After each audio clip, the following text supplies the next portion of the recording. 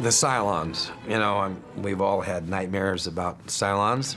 Most of my experience with the Cylons was purely in battle. When you see one, you blow it up.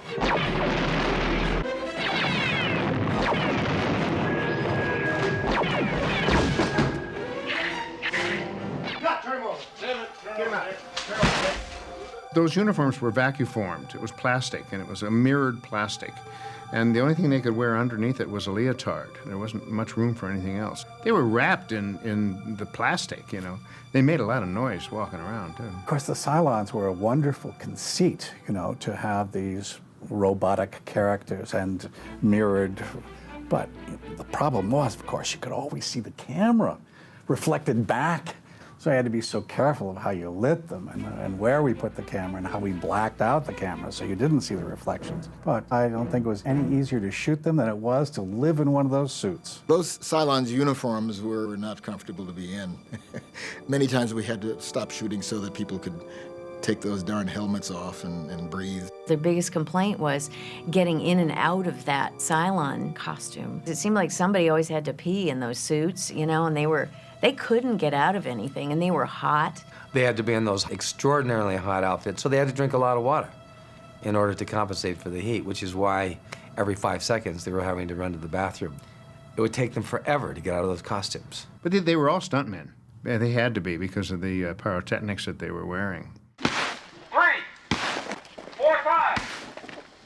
Toss in. They hired stuntmen, ball players, basketball, football players, all 6'1", 6'2", 6'3", great shape. And by the time they got into the body armor and the helmet, they were all a menacing 7 feet tall. Can I scoot just a little more? Oh, there we go. This is the one. Now oops, yeah, there, okay. Their viewing area was limited to a small slit just under that scanner. And they could only see about 2 or 3 feet in front of them. They fell down really well, though. They tripped a lot. I can remember so many takes, they would be just walking and, you know, just crash, you know, and so you'd have to stop and kind of clear everything out of their path so they wouldn't fall. But they did look pretty good on film once it was all put together. And if we had to shoot on location, which we only did a few times, it was hard for them to be walking around in those things. The young lords, where the Cylons are chasing me through the swamp, and a Cylon almost drowned because they're coming across, and he fell down in the water. By the time they got him, he couldn't get back up.